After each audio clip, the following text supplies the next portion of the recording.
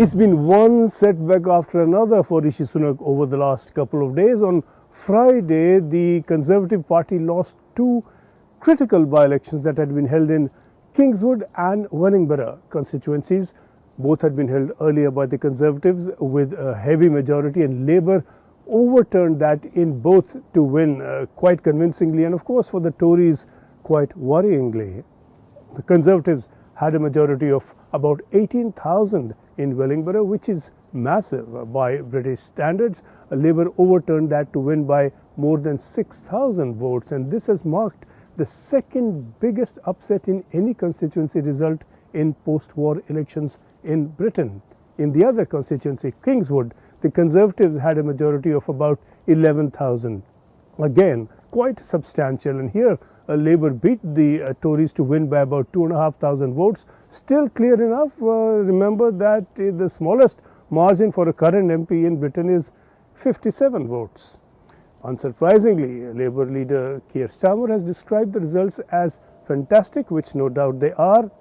He says the people of Britain are now ready to put their faith in a changed Labour Party. Of course, not forgetting that this is general election year in Britain and we are approaching March already, so the election really is not too far in the distance. The Conservatives have now, under Sunak, lost just about every recent by-election. The exception was one where they scraped through over a local issue over taxing old cars that had made Labour unpopular there. But the results really of these by-elections are in line with the continuing results in opinion polls that are putting the Conservatives way behind Labour. The party is now bracing for another by-election on February the 29th. The results this week come just the day after it was announced that Britain is now officially in a recession after the economy shrank 2 quarters in a row. The economy was one thing Sunak was expected to fix after his earlier spell as Chancellor of the Exchequer, and yet growth in Britain is the lowest it's been in about 15 years, barring the COVID spell. Inflation is certainly lower than it was earlier in the year or earlier last year, but still lower than the 2% target set by the Bank of England.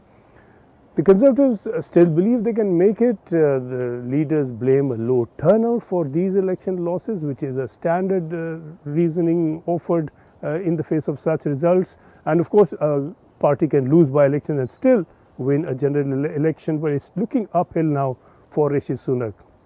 Already moves have begun within the party to seek to replace him. They haven't gone far yet, but this double trouble in the by-election will be wind in the sail for his opponents, and it's all pointing at the moment to some rough days ahead for Rishi Sunak later this year.